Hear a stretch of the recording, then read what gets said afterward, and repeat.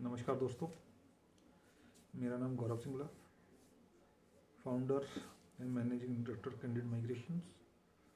सो आज मैं आपके लिए कुछ इन्फॉर्मेशन लेके आया हूँ कनाडा पीआर से रिलेटेड। मेरे पास काफ़ी ऐसे केसेस आते हैं जिनकी प्रोफाइल तो बहुत अच्छी होती है, बट उनकी प्रोफाइल कुछ कंसल्टेंट थोड़ा सा डाउन कर देते हैं, जिसकी वजह से उनका अभी पीआर नहीं आ रहा। अगर मेरे पास अभी कुछ ऐसी प्रोफाइल आई थी दिल्ली से और आपके चंडीगढ़, लुधियाना, थोड़ा गुजरात साइड से भी, तो जो नंबर ऑफ पर्सनस है वो मुझे कांटेक्ट करते रहते हैं, अपना कनाडा प्रोसेस के बारे में मुझसे पूछते रहते हैं, तो मैं उनको गाइड करता रहता हूँ। तो मेरे पास अभी कुछ ऐसी प्रोफाइलें आई सामने जिनका पीआर ऑलरेडी 2 साल पहले हो जाना चाहिए था, बट उनका नहीं हुआ। और उनका कारण क्या था वो मैं आपके साथ डिस्कस करूंगा आज, क्योंकि हमारी इंडस्ट्री के अंदर कुछ हम एफर्ट्स नहीं करते, ठीक है। बट मैं किसी कंसल्टेंट का नाम तो नहीं लूँगा, मैं सब में सबको उसके अंदर जोड़ रहा हूँ। हम लोग पैसे ले लेते हैं बट उसका काम नहीं करके देते, ठीक है। मैं आपको प्रॉपरली गाइड करूँगा एंड आपको प्रॉपरली बताऊंगा कि वो कैसे कैसे वे हो सकते हैं कि आपका पीआर आ सकता है, क्योंकि कुछ ऑफिस के अंदर इंक्वायरीज मैं भी करता हूँ। मैंने पीछे एक दिल्ली के एक बहुत बड़े इमिग्रेशन कंसल्टेंट के ऑफिस में इंक्वायरी की थी। देन वो मुझे 300 CRS स्कोर के ऊपर एल्बर्टा पीआर दे रहे थे एंड मुझे समझा रहे थे। तो मैंने उनका 1-2 क्वेश्चन पूछ लिए, तो उनके जो काउंसलर थे वो इतने हड़बड़ा गए कि मैं क्या बताऊं। वो मुझे ही बोलने लगे कि सर आपको ज़्यादा पता है, आप खुद अप्लाई कर लीजिए और हम आपका नहीं कर सकते। मैंने कहा यार, क्वेश्चन पूछने के ऊपर ही आप इतना भड़क गए तो कल को केस दे दिया, तो अगर मैंने कल दूसरा क्वेश्चन कुछ और पूछ लिया तो आप तो वैसे भी केस को किसी और मोड पे ले जाओगे। तो ऐसा नहीं होता, क्योंकि आपको समझाना पड़ता है कि ऐसे नहीं, ये ऐसा होता है। क्योंकि हमारा जो पार्ट है, हम जिस इंडस्ट्री में है वो सर्विस इंडस्ट्री है। हम काउंसलिंग कंसल्टेंट जो हैं वो इसीलिए कि हम आपको कंसल्ट करते हैं कि आपका पीआर कैसे आएगा, हम आपको कंसल्ट करेंगे, ठीक है ना। हम क्या करते हैं कि जो मोस्टली कंसल्टेंट क्या करते हैं, आपसे फीस ली, आपसे डॉक्यूमेंट लिए, अपना अपलोड किए, देन आपका प्रोफाइल अपलोड कर दिया और आपको बता दिया कि भाई आपका इतना स्कोर बना है, अब ड्रॉ आएगा तो आपका इन्विटेशन आ जाएगा, अगर नहीं आएगा तो आप बैठे रहिए पूल के अंदर। ऐसा नहीं होता, बहुत सारी चीज़ें होती हैं कि जिसके अंदर हमें एफर्ट्स करना पड़ता है। अब मोस्टली जो कंसल्टेंट्स होते हैं उनका एक ही काम होता है, आपको साइन किया और साइन करने के बाद आपकी एजुकेशनल डॉक्यूमेंट्स के असेसमेंट कराना, ईसीए कराना। ईसीए के अंदर हम जो कनाडा गवर्नमेंट ने 4-5 बॉडीज़ को हायर किया हुआ है, हम उनके थ्रू अपना ईसीए करा सकते हैं, ठीक है। बट क्या होता है, मोस्ट ऑफ द कंसल्टेंट्स सिर्फ वेस्ट को ही प्रेफर करते हैं। उसका रीज़न ये है क्योंकि वेस्ट की रिपोर्ट जो है वो 45 डेज के अंदर आ जाती है। देन वो एक उसके अंदर प्रॉब्लम है, क्योंकि वो इंडियन मास्टर को मास्टर कंसिडर नहीं करते, जिसकी वजह से आपका केस हर जगह वीक हो जाता है। वो आप सीआरएस के अंदर लगा लीजिए, एक्सप्रेस एंट्री के अंदर लगा लीजिए, पीएनपी के अंदर लगा लीजिए, एंड मैंने जो प्रोग्राम्स हैं उनके अंदर वीक हो जाता है। क्योंकि एक मास्टर डिग्री कंसिडर होना और एक बैचलर डिग्री कंसिडर होना, उसमें बहुत ज़्यादा फर्क पड़ता है। क्योंकि किसी किसी स्टेट में आपको पॉइंट तो 2-3 फर्क पड़ेगा, बट वो 2-3 पॉइंट इतने ज़्यादा हाई हो जाते हैं कि वो आपका नॉमिनेशन नहीं आ पाता। तो ऐसा नहीं है, मैं आपको प्रॉपरली गाइड करूंगा कि आपको आपकी मास्टर को मास्टर कैसे मिलेगी, कौन सी एजेंसी देगी, ठीक है। उसके लिए टाइम लगता है जरूर, बट आपको पेशेंस रखना पड़ेगा। कुछ क्लाइंट्स होते हैं वो पेशेंस ही नहीं रखते कि मुझे तो आज ही अप्लाई करना है। अरे यार, आप लोग अभी ड्रॉ निकल नहीं रहे हैं तो आप अप्लाई करके क्या करोगे। आप खुद समझदार हो कि आप, कैनेडियन गवर्नमेंट ने अभी बोला है कि वो नेक्स्ट 6 मंथ तक एक्सप्रेस एंट्री और सीईसी कैनेडियन एक्सपीरियंस क्लास का ड्रॉ नहीं निकालेंगे। आप लोग अभी भी वेस्ट कराई जा रहे हो, वेस्ट कराई जा रहे हो, वेस्ट कराई जा रहे हो। मैंने बहुत सारे कंसल्टेंट का भी देखा है कि वो भी वेस्ट करवा रहे हैं, वेस्ट करवा रहे हैं। किसी के भी डॉक्यूमेंट्स आए, आप वेस्ट करा दिया, कोई भी आया उसका वेस्ट करवा दिया। आपको एक इंपॉर्टेंट न्यूज़ देता हूँ आज के टाइम में, जो पॉइंट ऑफ जो चल रहे हैं आज के टाइम में। अगर आपके पास बैचलर डिग्री है, आप मत अप्लाई कीजिएगा कनाडा पीआर। मैं क्लियरली बोल रहा हूँ, अगर आपके पास बैचलर डिग्री है, आप कनाडा पीआर मत अप्लाई कीजिएगा, क्योंकि बैचलर डिग्री वालों का अभी नहीं आएगा। क्योंकि उतने इतने पॉइंट नहीं बनेंगे कि वो कट ऑफ पर पहुंच सके। आपने जब कोई कनाडा पीआर अप्लाई करता है तो सभी कंसल्टेंट के मुंह से एक वर्ड सुनते हैं 8777। आपको आइलेट्स में 8777 लेना है, ठीक है। वो एक मैजिकल वर्ड स्कोर है, बिल्कुल है, उससे आपके पॉइंट गेन होते हैं। तो आपको 8777 करना ही करना है। ये नीट सिर्फ उन लोगों के लिए है जिनकी एज 29, 30, 31 है। अदरवाइज किसी को जरूरत नहीं है 8777 की, क्योंकि 8777 के पॉइंट आने के बाद आपका ड्रॉ जो आएगा, जो आपके पॉइंट गेन होते हैं वो एक्सप्रेस एंट्री के अंदर होते हैं, ठीक है। तो एक्सप्रेस एंट्री का अगर आपकी एज 36 है और आप 8777 भी ले लेते हैं, तब भी आपका स्कोर इतना नहीं बनेगा जितना एक्सप्रेस एंट्री का ड्रॉ निकल रहा है। तो मेरे अकॉर्डिंग आपको कोई जरूरत नहीं है कि आपको 8777 ही चाहिए, ठीक है। मोस्ट ऑफ द कंसल्टेंट यही बोल देते हैं कि आपको 8777 चाहिए, 8777 चाहिए, उसके बिना आएगा नहीं। ऐसा नहीं है, बहुत केसेस के अंदर बिना 8777 के भी आया है, ठीक है। कनाडा में 2-4 प्रोग्राम नहीं है, लॉट्स ऑफ प्रोग्राम्स हैं, हर एक स्टेट के अलग अलग प्रोग्राम्स हैं, ठीक है। तो हमें सिर्फ वो देखना है कि हम किस प्रोग्राम के लिए एलिजिबल हैं और हमारा स्कोर कहाँ पर नियर अबाउट बन सकता है जो ड्रॉ चल रहे हैं। आप सबसे पहली बात हर एक स्टेट का ड्रॉ देखिएगा कि कौन से ड्रॉ निकल रहे हैं।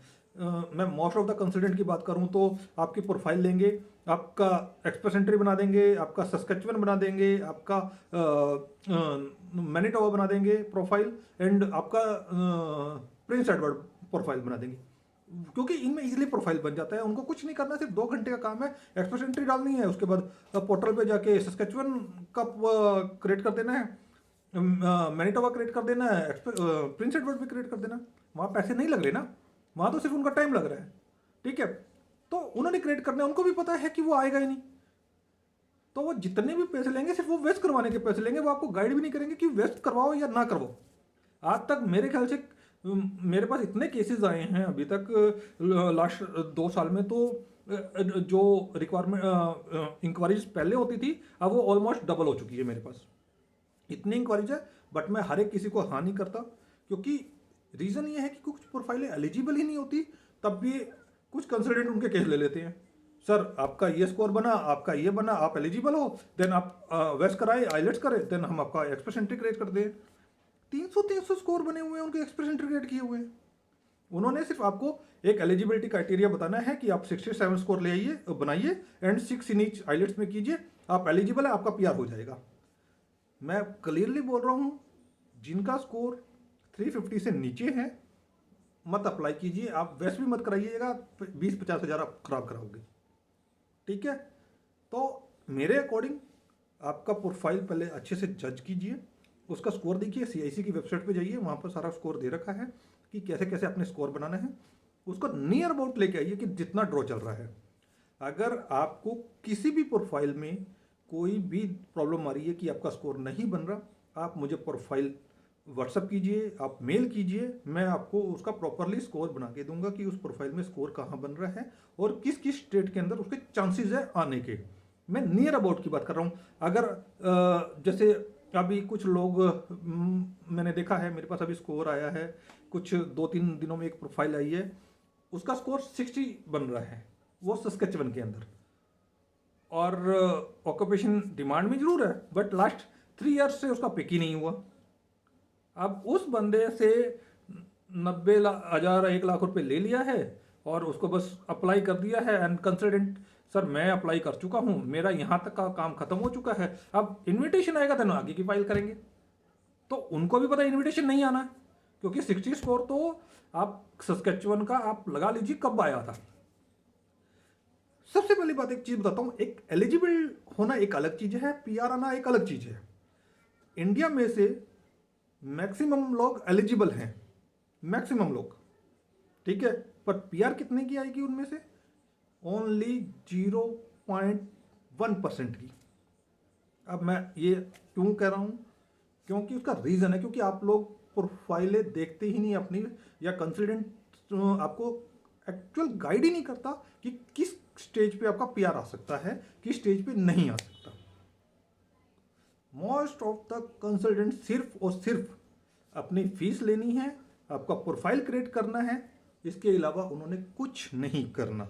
वो काम आप खुद कर सकते हो, आपको 80-90 हज़ार, 1 लाख 2 लाख रुपए देने की कोई ज़रूरत नहीं है। ठीक है, ये मैं आपको इसलिए कर रहा हूँ क्योंकि मैंने अभी जो मेरे पास रिसेंटली प्रोफाइलें आई हैं उनका पीआर बहुत इजीली हो सकता था, सिर्फ कंसल्टेंट को थोड़ा सा दिमाग लगाना था। ठीक है, क्लाइंट के प्रेशर में नहीं आना था, क्लाइंट को क्लियरली बोलना था कि सर हम इस प्रोसेस से चलेंगे तो आपका पीआर आ जाएगा, आपका स्कोर इतना बनेगा। ठीक है, बट उन्होंने ऐसा नहीं किया, उनका वेस करवाया, वेस में उनको डबल डिग्री मिला एंड उनका स्कोर डाउन चला गया, जिसकी वजह से उनका ना तो पीएनपी में ऑप्शन आया एंड ना ही एक्सप्रेस एंट्री में आया। अगर मैं नॉर्मली एक क्राइटेरिया की बात करूं, अगर जिसका मास्टर डिग्री है, एज 29 है, 3 ईयर का एक्सपीरियंस है, ठीक है, सिंगल है एंड 8777 बैंड है, उसका जो स्कोर बनता है वो 469 बनेगा। और जो ड्रॉ गया हुआ था एक्सप्रेस एंट्री का, अगर 1 साल में पहले की बात करूं तो वो 468, 469, 470। अगर आपका ये प्रोफाइल है तो आपके चांसेस ज़्यादा हैं पीआर आने के, आपका ड्रॉ इन्विटेशन आने का। अब जो मास्टर है वैस आपको मास्टर नहीं देता, उस कंडीशन में आपके 7 पॉइंट कम हो जाते हैं। अगर आपका यही प्रोफाइल है डबल बैचलर के साथ, आपका जो स्कोर बनेगा वो बनेगा 462। 462 में मोस्टली कंसल्टेंट कहेंगे कि आपका ओंटारियो का नॉमिनेशन आ जाएगा। ओंटारियो का नॉमिनेशन तब आएगा जब आपका जो उनका जो नॉक कोड की लिस्ट है उसके अंदर आप फॉल करोगे। आप आधे लोग तो उसमें फॉल ही नहीं करते, तो उनका आएगा कैसे? और वो सिर्फ 10-15 नॉक कोड निकालते हैं। आप लॉट्स ऑफ 600 नॉक कोड हैं पर वो चूज करेंगे 10 या 15 नॉक कोड, तो अगर आपका नॉक कोड उसके अंदर है तो आ जाएगा। अब भाई लास्टली मैं एक और चीज़ देख रहा था, ओंटारियो ने अपना ड्रॉ निकाला 464 से 467 तक का, आपका 462 बन रहे हैं, तो तब भी नहीं आया। तो अब आएगा कैसे? तो उसके बहुत सारे रीजन होते हैं, उसके लिए प्रोफाइल्स बनानी पड़ती हैं, मतलब कि आपका उसके ऊपर वर्क करने पड़ते हैं, तो जो कि कंसल्टेंट नहीं कर पा रहे हैं आज के टाइम में। मैं आपको ये कहता हूँ कि आप हमारी कंपनी के पास आए, हमारी असेसमेंट करने की फीस भी नहीं है। मैं आपसे असेसमेंट करने के कोई चार्जेज नहीं लेता आपके प्रोफाइल के कि आपका स्कोर क्या बनना है, क्योंकि मैंने देखा है कि बहुत सारे कंसल्टेंट आपसे 1000, 2000, 3000 सिर्फ आपका सीआरएस स्कोर बनाने की फ़ीस ले लेते हैं। ठीक है, तो हमारी ऐसी कोई फीस नहीं है। मैं सिर्फ आपको एक जेन्युइन गाइड करूँगा कि आपको आपका पीआर कैसे आएगा। मेरा एक ही मकसद है, अगर आपको पीआर लेनी है या अप्लाई करनी है तो पहले मुझे वो बताइए, क्योंकि पीआर अप्लाई करने में और पीआर आने में ज़मीन आसमान का फ़र्क है। ठीक है, तो आप पहले सोचिए कि आपको पीआर लेनी है या अप्लाई करना है। अगर अप्लाई करना है तो आप अप्लाई कभी भी कर सकते हैं, खुद भी कर सकते हैं, उसके लिए किसी कंसल्टेंट को पैसे देने की जरूरत भी नहीं है। अगर आपको पीआर चाहिए तो आप कंसल्टेंट के से राय जरूर लीजिए, एक नहीं 2-3 कंसल्टेंट से पूछिए। ठीक है, और सबसे बड़ी बात, जो कंसल्टेंट आपको जेन्युइन आपका स्कोर बना के दे कि आपका स्कोर ऐसे बन रहा है, क्योंकि हवा में तो सब कुछ दिखा देते हैं बट एक्चुअल में नहीं होता, तो वो देखिए। तो मेरा आज का वीडियो इसी पर्पज के लिए था कि आपको पीआर लेना है या फिर खाली अप्लाई करना है। ठीक है, अगर आपको पीआर लेना है तो कैंडिडेट माइग्रेशन से संपर्क कीजिए। हम आपके लिए बहुत मेहनत करते हैं, आपकी इस प्रोफाइल को बहुत डीपली सर्च करते हैं, हमारी टीम उसके ऊपर पूरी जान लगा देती है आपका पीआर कैसे आएगा।